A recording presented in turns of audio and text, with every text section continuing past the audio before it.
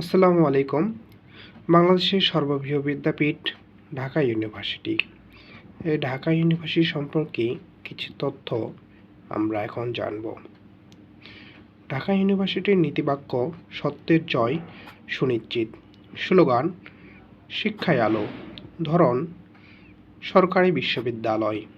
স্থাপিত 1921, আজ থেকে 104 বছর আগে। আচার্য বর্তমানে রাষ্ট্রপতি মোহাম্মদ শাহাবুদ্দিন। উপাচার্য বর্তমান নিয়াজ আহমেদ খান। ডিন সংখ্যা 13 জন। শিক্ষার্থী প্রায় 46,150 জন। ঠিকানা ঢাকা, রমনা ঢাকা 1000, বাংলাদেশ। পোশাকের রং নেভি ব্লু, লাল। সংক্ষিপ্ত নাম ঢাবি ডিইউ। Website www.du.ac.bd।